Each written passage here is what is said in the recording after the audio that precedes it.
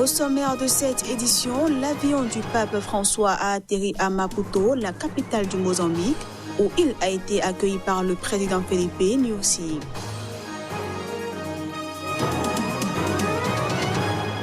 Au Sénégal, la question du voile perturbe la rentrée d'une école catholique de Dakar. Et pour cause, l'école a refusé d'admettre en cours des élèves musulmanes portant le voile. Et puis, plusieurs quartiers de la capitale nigérienne sont dévastés par les inondations provoquées par la crue exceptionnelle du fleuve Niger qui affecte l'ensemble du pays depuis juin.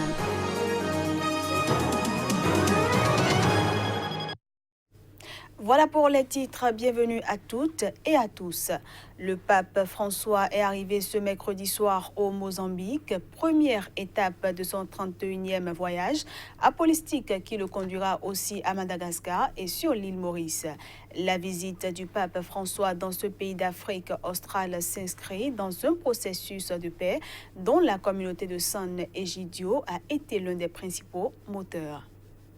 Le pape François est arrivé à Maputo, au Mozambique, où il a été accueilli par le président mozambicain Felipe Nyusi et des membres du clergé national avant de recevoir les honneurs militaires en tant que chef d'État, puis de saluer de nombreux groupes de danseurs qui l'ont immédiatement immergé dans une ambiance festive et chaleureuse.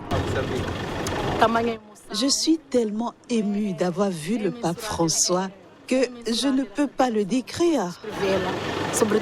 Centré autour du thème Espérance, paix et réconciliation, cette visite du pape intervient juste après l'accord d'août dernier entre le président mozambicain et le chef de Renamo, ex-rébellion devenu le principal parti d'opposition, signé 27 ans après la fin de la guerre civile qui a fait 1 million de morts. Dans un message vidéo en portugais destiné aux Mozambicains, le pape François a déjà appelé à renforcer la réconciliation fraternelle au Mozambique et en Afrique, seule espérance pour une paix solide et durable. Il a débuté ce jeudi sa tournée par une rencontre privée avec le président Felipe Nyusi qui souhaite briguer un deuxième mandat lors d'une élection prévue le 15 octobre. Les deux hommes s'étaient déjà rencontrés il y a 1 an au Vatican. Une école catholique renommée de Dakar refuse d'admettre en cours des élèves musulmanes portant le voile. Ceci en vertu d'un nouveau règlement qui suscite la polémique dans ce pays très majoritairement musulman et réputé pour sa tolérance religieuse. À Dakar, 8 élèves musulmans et voilés se sont vus refuser de venir en cours pour la rentrée des classes cette semaine. La direction de l'établissement Sainte-Jeanne d'Arc a expliqué suivre un nouveau règlement vestimentaire qui impose d'avoir la tête découverte. Ce règlement est conforme à ce qui a toujours été observé dans les 57 pays où la congrégation a des établissements, notamment en Afrique de l'Ouest. Et ils ont dit à nos parents, soit vous prenez vos enfants, vous partez avec eux, soit ils retirent le voile. Et vraiment, ça nous a touchés, nous, parce qu'on est dans cette école depuis plus de 9 ans, depuis le primaire, on était là bien avant, même des enseignants et les proviseurs même. Et je ne vois pas pourquoi on devrait nous demander de le retirer alors que ce règlement n'était pas là, même avant les inscriptions. On s'est inscrit et c'était toujours le règlement d'avant et il ne voulait pas dire les choses concrètes. Elle est désemparée, elle est écœurée, il faut dire le mot, parce que un enfant n'a pas cette répartie, comme nous les adultes quand même, de comprendre effectivement pourquoi on leur fait ça. Elle ne comprend pas, elle, ce qui leur arrive. Donc c'est une sorte vraiment de désolation totale qu'elle subit. Elle est très mal, elle est très mal. Je suis inquiète parce que quand nous sommes venus pour réinscrire notre fille en juin, ils ne nous ont pas dit qu'ils n'accepteraient pas les filles voilées. Or, ma fille est dans cette école depuis la 6e, depuis 8 ans. Ancienne colonie française, le Sénégal compte plus de 90% de musulmans adhérents pour la plupart à l'islam soufi, représenté par différentes confréries qui vivent dans une grande concorde avec le reste de la population, principalement catholique. Répercussions des actes xénophobes des Sud-Africains au Nigeria. D'importantes échauffourées ont éclaté ce mercredi à Abuja autour d'une enseigne sud-africaine de supermarché, ce malgré un renforcement du dispositif sécuritaire à travers le Nigeria. Des appels au boycottage et à la violence ont été lancés au Nigeria pour protester contre les attaques xénophobes en Afrique du Sud. Mercredi, une centaine de manifestants bloquaient la voie rapide qui mène du centre-ville à l'aéroport d'Abuja au niveau du centre commercial de Lungbe qui abrite un supermarché sud-africain Shoprite. Ils ont été repoussés par les forces de l'ordre alors qu'ils tentaient de vandaliser les lieux. En effet, des dizaines de policiers ont été déployés dans la zone et ont tiré des gaz lacrymogènes en direction des manifestants qui jetaient des pierres et d'autres objets sur le centre commercial et l'enseigne rouge du supermarché. En tout, 5 personnes ont été tuées à Johannesburg et près de 200 autres arrêtées dans des émeutes xénophobes qui secouent depuis dimanche l'Afrique du Sud. La nationalité des victimes n'est pas pour l'instant déclinée et le ministre sud-africain de la police a assuré que le plus grand nombre des victimes sont sud-africaines. L'Afrique du Sud est reconnue comme le théâtre régulier de violences xénophobes nourries par le fort taux de chômage et la pauvreté. Des centaines de milliers d'internautes nigériens ont appelé au boycottage total des entreprises sud-africaines et de nombreux chanteurs nigérians tels que Davido, Tenny, Tiwa Savage ou Burna Boy ont condamné les violences xénophobes.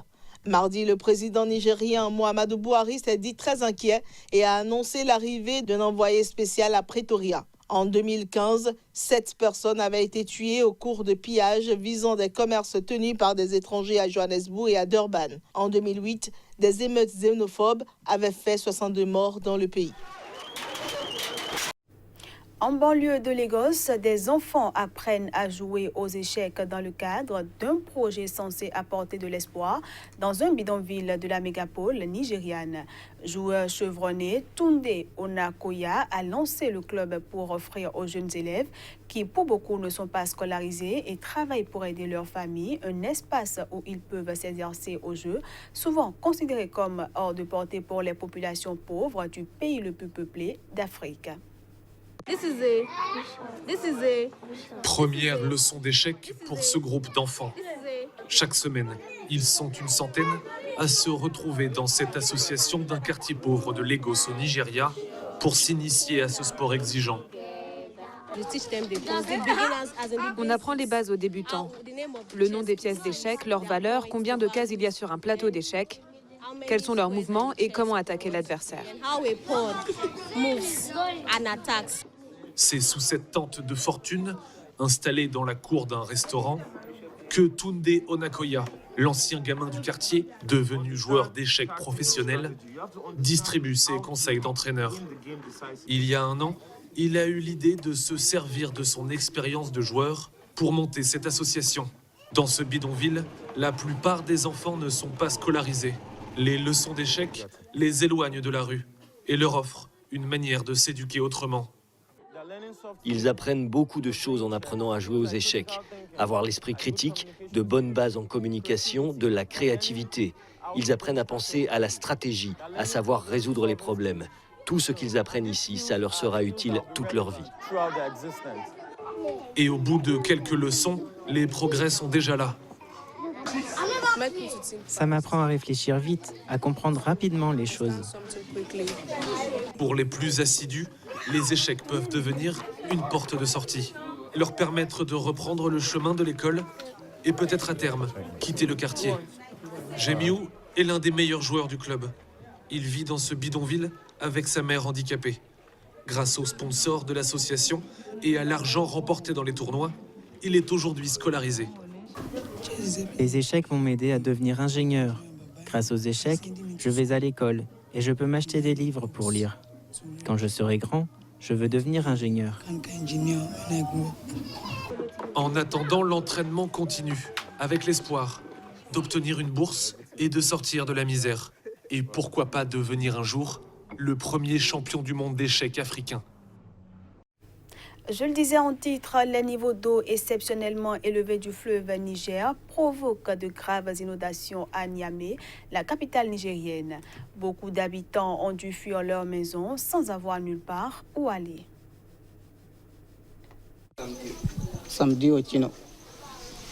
C'est samedi soir que les eaux nous ont surpris pendant notre sommeil. Et depuis, nous n'avons pas dormi. Au début, l'eau coulait lentement dans nos maisons, mais maintenant, l'eau a englouti nos maisons.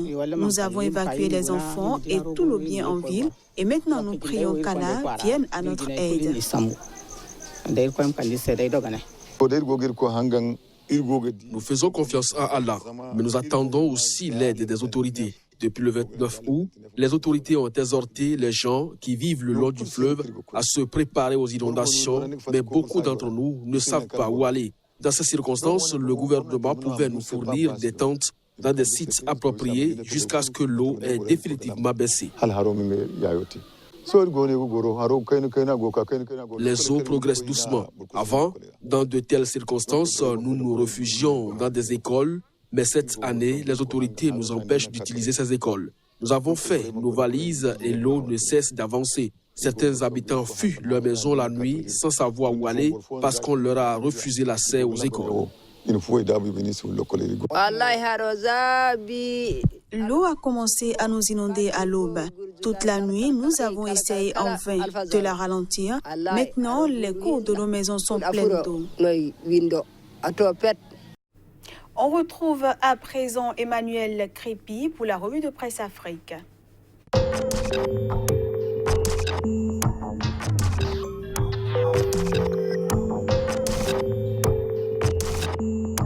Bonjour à tous. La Côte d'Ivoire a un nouveau gouvernement depuis hier. Ce remaniement ministériel est intervenu dans un contexte particulier, c'est-à-dire à quelques mois de la prochaine élection présidentielle. Fraternité Matin placarde en manchette, quelques photos à l'appui. Gouvernement, voici les nouveaux membres. Le journal nous apprend qu'un conseil des ministres est prévu ce jour. L'essor ivoirien fait savoir que Gaoussou Touré et Dosso Moussa sont dans le gouvernement, tandis que Kobenan Kouassi Adjoumani devient le nouveau ministre de l'Agriculture. Pour l'intelligent d'Abidjan, il s'agit du dernier grand remaniement avant la présidentielle de 2020. Le Canard propose en détail, entre ces lignes, un dossier sur qui est parti, qui gagne, qui perd et qui rentre. Le sursaut propose pour sa part la liste des 41 ministres et 5 secrétaires d'État d'Amadou Gon Coulibaly. Pendant ce temps, le Nouveau Réveil annonce un nombre de 51 ministres et parle d'un gouvernement budgétivore. Le tabloïd croit savoir qu'une féroce bataille a eu lieu autour de la primature en 48 heures avant d'expliquer comment Adjoumani a hérité d'un ministère de l'Agriculture déjà dépouillé et comment Sangafoa a payé pour ses accointances avec Soro. Le quotidien Le Patriote, qui fait une cartographie d'une équipe commando renforcée, conclut que le gouvernement Gon Coulibaly III est une équipe de mission et de défi.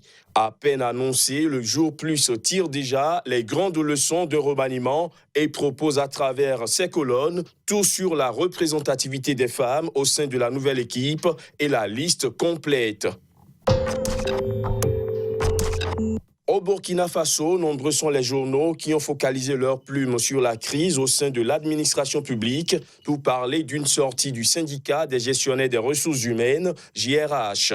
Mouvement d'humeur des JRH, le syndicat demande le retour au dialogue, affiche en titre Sidoya dans sa parution du jour. Rapportant les propos du secrétaire général du SINA-JRH, le syndicat des gestionnaires des ressources humaines, le pays transcrit à sa une, je cite, « Si le ministre Seni Ouedraogo refuse le dialogue, qu'il rende son tablier ». Fin de citation. Sur le même sujet, aujourd'hui, au Faso nous apprend que le syndicat dément les propos du ministre Seni Ouedraogo. C'est ce que le journal burkinabé Le Quotidien traduit par « Crise des gestionnaires des ressources humaines de l'administration publique ». Le ministre Seni Ouedraogo tient des propos contradictoires. Et à l'Express du Faso de renchérir en gros titres, crise au ministère de la fonction publique, le SINA-JRH dénonce des propos mensongers du ministre Seni Ouedraogo.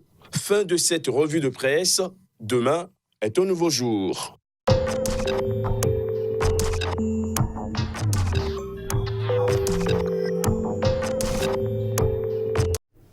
Voilà qui met un terme à cette édition. Merci à tous d'avoir été des nôtres.